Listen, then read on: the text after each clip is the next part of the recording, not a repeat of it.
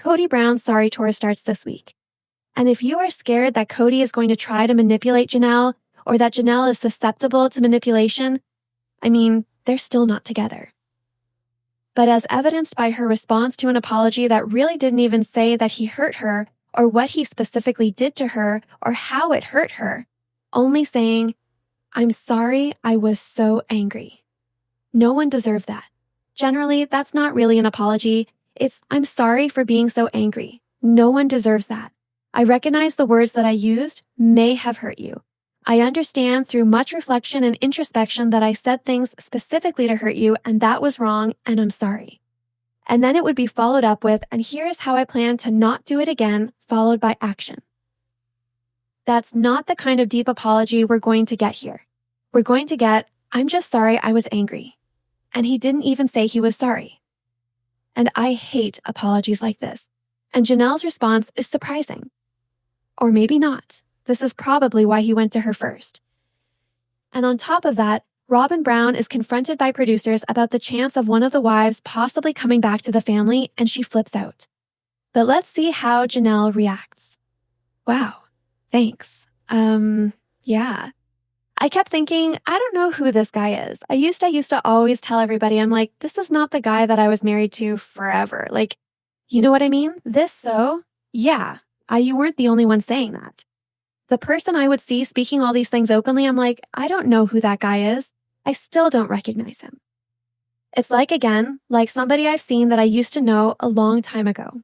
Lots of parts that I recognize. Lots of similar things that we can remember together.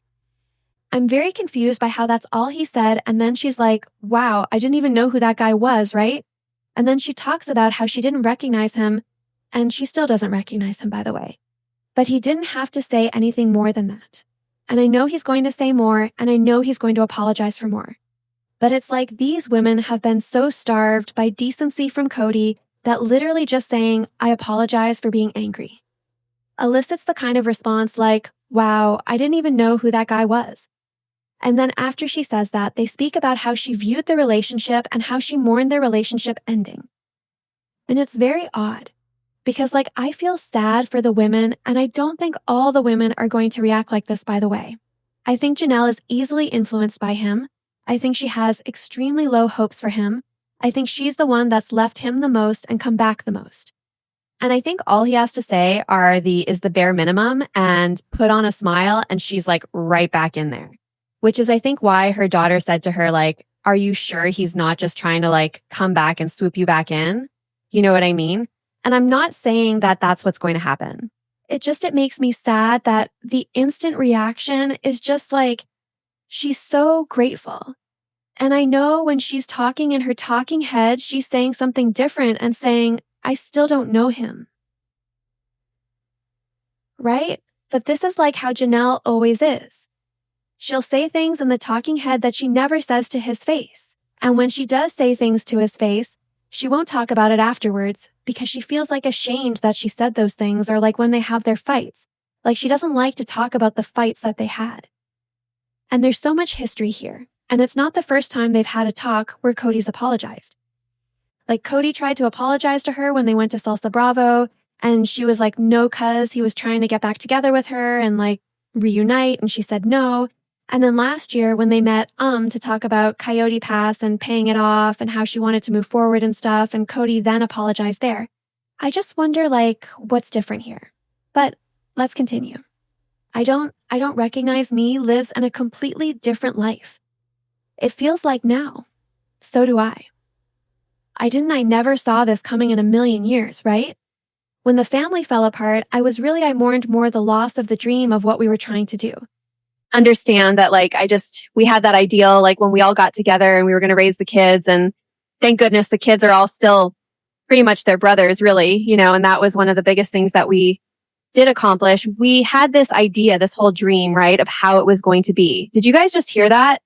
She said that we all had this dream of doing this all together. Does she remember what we've been watching the last 15 years? Does she remember all of the fights they had? And when the family started falling apart, she was she was mad at Kody because he wasn't sticking to the ideal, because he had abandoned his family, because he had abandoned his duties. And then she says, And I'm just glad that all of the kids are, still siblings. Wait, what is she? What is she speaking?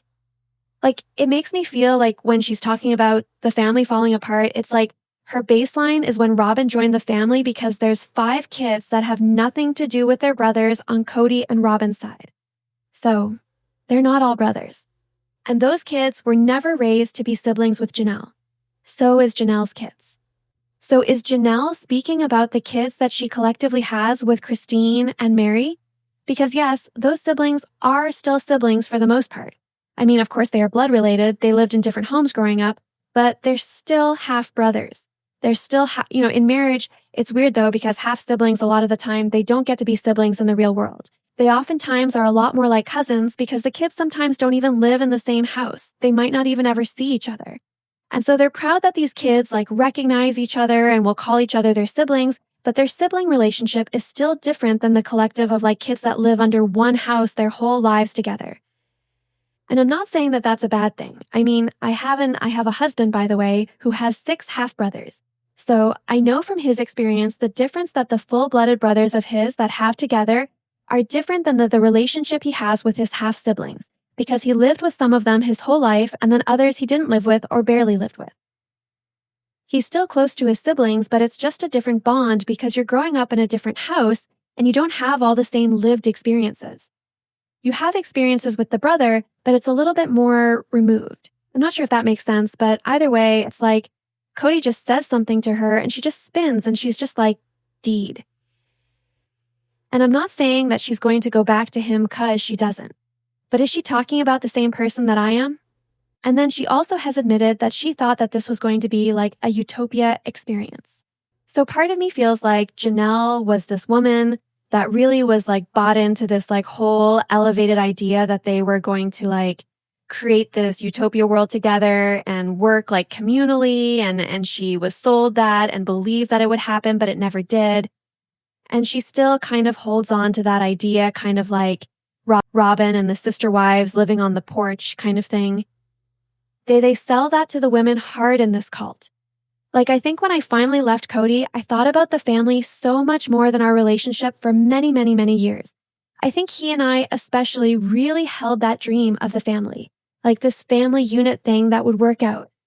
I think maybe I lost track of our relationship and it might have been harmful, really. I probably should have been focused a little bit more on our relationship and not so much the family. This is where I get sad for her, because now this apology is making her think on the fact that she lost sight of this. She lost sight of their bond. She's almost blaming herself for the reason why the family broke down in a way. And that's why I hate Kody, because if Janelle went to him and needed something, he wouldn't have cared. He didn't care. When she needed a house, he didn't care. When she wanted to build on Coyote Pass, she didn't care. When her kids needed a place to live during CO, he wanted to kick them out. He annihilated her kids and verbally abused them and ignored them. Kody never cared about the family unit. And maybe the ideal in principle, but not in fact. And he never wanted to have a one-on-one connection with anyone. Do you remember with Christine when they went on therapy and she was trying to get him to work on a relationship with her and all he could talk about was the family? It was Kody that was pushing that.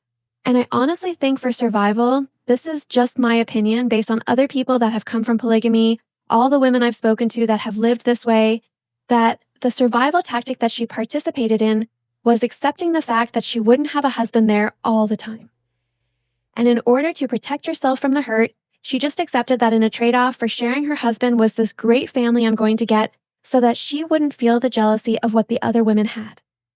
She's the one wife that really the ex that really over and over and over again doesn't like to say that she was ever without, even though she was clearly without. And this is maybe a weak spot for her.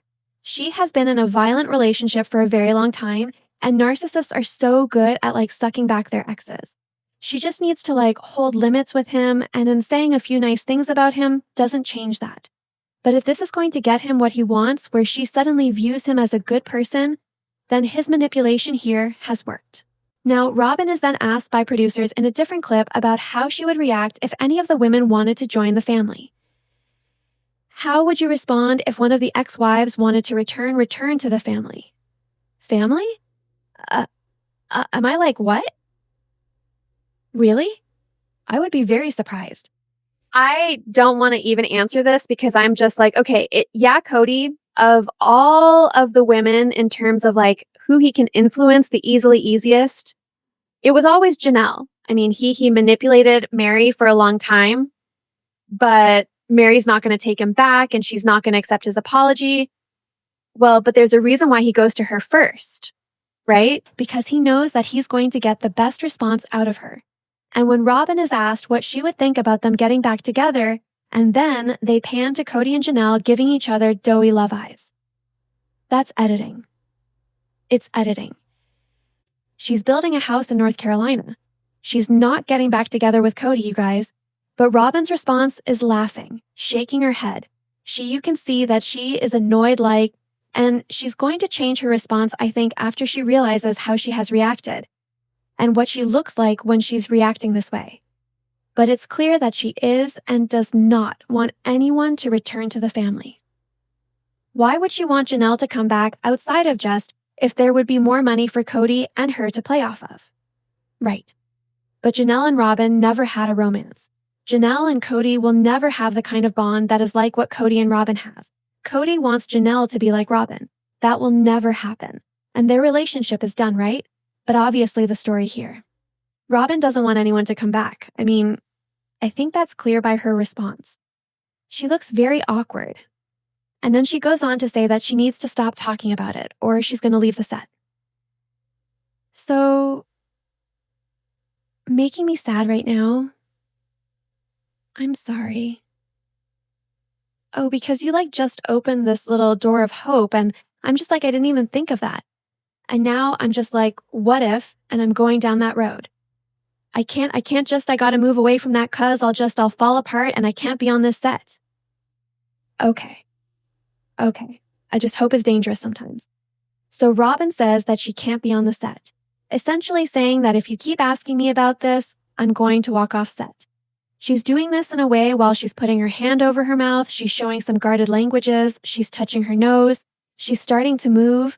And I've noticed with Robyn that whenever she lies, she has this thing where she plays with her hair, she fidgets with her mouth, she rubs her nose. She gets really handsy and I can always tell that she's not being truthful. She's trying to cover up some feeling and I don't think that she has hope here that they would be back together and she and her to say that she never thought about them possibly getting back together and then she says hope is dangerous. Hope is dangerous. This is a woman that thinks hope is dangerous. Why? 'Cause it'll break her heart. You know, McKelly recently said that Robyn and Kody live in a fear-based world where they're afraid of everything. And if you live in a world where left is right and up is down and grass is blue and the sky is green, like Robyn does, hope apparently is dangerous. But she doesn't want them to get back together. If she wanted them to get back together, if she cared about them, why didn't she talk to Janelle when she saw her at Coyote Pass? She had a chance to literally say hi to Janelle at Coyote Pass and talk to her. She's had chances for years since Janelle left to talk to her, and now she would be giddy about Janelle coming back.